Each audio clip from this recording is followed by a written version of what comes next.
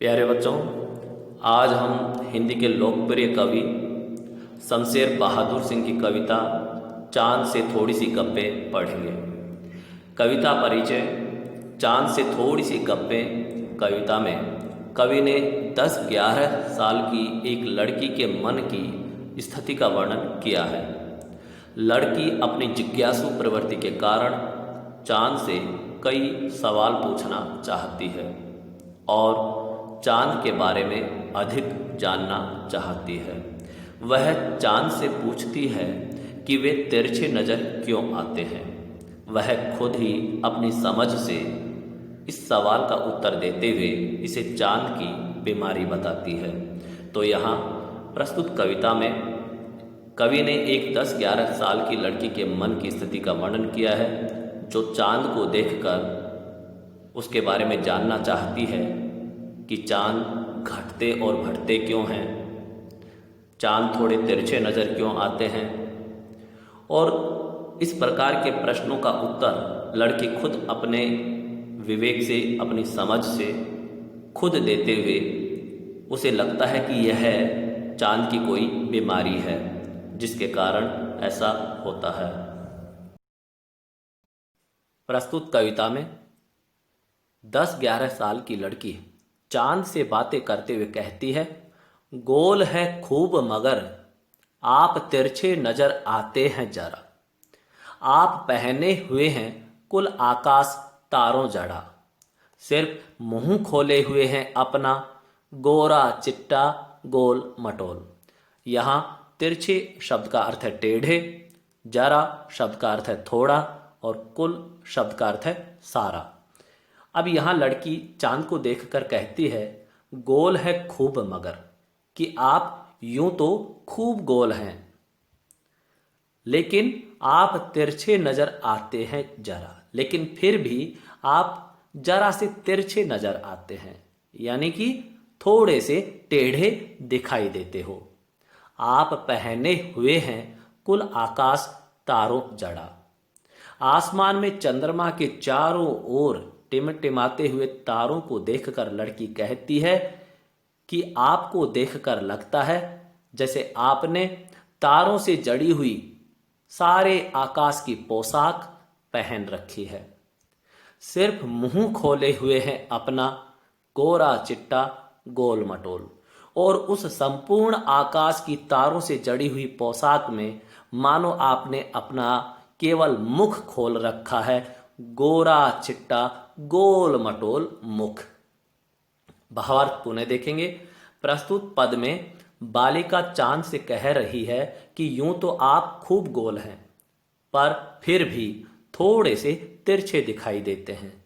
तारों भरे आकाश में आपको देखकर लगता है जैसे तारों से जड़ा हुआ सारा आकाश आपकी पोशाक है जिसे आप पहने हुए हैं। संपूर्ण पोशाक रूपी आसमान में आप केवल अपना गोल मटोल और गोरा चिट्टा मुख खोले हुए लगते हो। चांद से बातें करते हुए लड़की आगे कहती है, अपनी पोशाक को फैलाए हुए चारों सिमत आप कुछ तिरछे नजर आते हैं, जाने कैसे। खूब है गोकी, वाह जी वाह, हमको बुद्धू ही निरा समझा है। हम समझते ही नहीं जैसे कि आपको बीमारी है। यहाँ सिमत शब्द आया जिसका अर्थ है दिशा, गोकी यद्यपि, बुद्धू मूर्ख। तो यहाँ लड़की कहती है, अपनी पोशाक को फैलाए हुए चारों सिमत आप कुछ तिरछे नजर आते हैं, जाने कैसे। लड़की कहती है कि चारों दिशाओं में अपनी आकाश रूपी पोशाक को फैलाए हुए आप कुछ तिरछे दिखाई देते हैं, थोड़े से टेढ़े दिखाई देते हैं, न जाने क्यों, जाने कैसे आप ऐसे दिखाई देते हैं। खूब है गोकी, लेकिन यह भी खूब है, अच्छा है, वाह जी वाह, हमको बुद्धू ही निरा समझा। आपने हमको केवल मूर्ख ही समझ रखा है। हम समझते ही नहीं जैसे कि आपको बीमारी है। आपने हमें केवल मूर्ख ही समझ रखा है, जैसे तो हम यह जानते ही नहीं, समझते ही नहीं कि आपको कोई बीमारी है। भावार्थ पुनः देखेंगे। लड़की चांद से कहती है कि अपनी आकाश रूपी पोशाक को चारों दिशाओं में फैलाए हुए पता नहीं क्यों आप थोड़े से तिरछे से नजर आते हो। यद्यपि यह भी अच्छा है, पर वाह जी वाह, हमको एकदम मूर्ख ही समझ रखा है। हम सब जानते हैं कि आपका ये तिरछापन आपकी किसी बीमारी की वजह से है।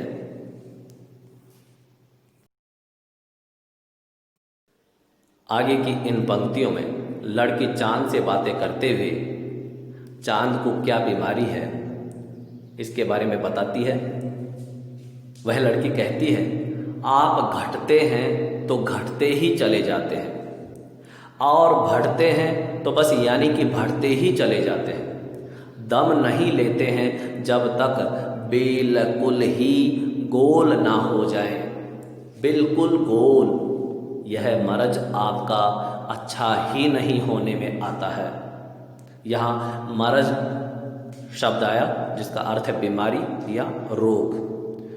तो यहाँ चांद के घटने और बढ़ने को चांद की बीमारी लड़की बता रही है, और कहती है कि आप घटते हैं तो घटते ही चले जाते हैं। यानी जब आप घटना शुरू होते हैं तो घटते घटते एकदम गायब हो जाते हैं, नाक के बराबर बच जाते हैं, और जब आप बढ़ते हैं तो बढ़ते बढ़ते एकदम गोल हो जाते हैं। इसी को लड़की ने चांद की बीमारी बताया है, और यह चांद की उस स्थिति की ओर संकेत किया है जब पूर्णिमा के बाद से लेके और अमावस्या तक चांद घटते घटते अमावस्या पे एकदम ना के बराबर रहता है, गायब हो जाता है, और अमावस्या के बाद से लेके पूर्णिमा तक बढ़ते बढ़ते एकदम गोल हो जाता है।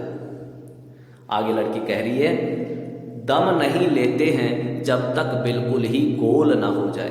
यानी अमावस्या के बाद पूर्णिमा तक बढ़ते बढ़ते तब तक बढ़ता चला जाता है चांद, जब तक कि वह बिल्कुल ही गोल ना हो जाए।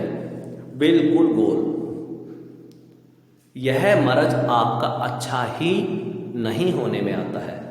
अब लड़की सोचती है कि आपकी यह बीमारी ठीक ही नहीं होने में आती है कि बढ़ते हैं तो बढ़ते चले जाते हैं और घटते हैं तो घटते ही चले जाते हैं, और यह क्रम निरंतर चल रहा है।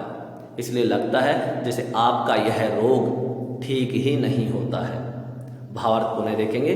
चांद से थोड़ी सी गप्पे कविता के इस अंतिम पद में बालिका चांद से कहती है कि आप घटते हैं तो घटते ही चले जाते हैं, और बढ़ते हैं तो बढ़ते ही चले जाते हैं।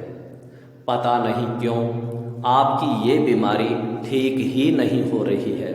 अतः छोटी बालिका चांद के घटते और बढ़ते रूप को एक बीमारी समझ रही है। अब इस चित्र के माध्यम से हम कविता की नीचे की इन पंक्तियों को समझ सकते हैं।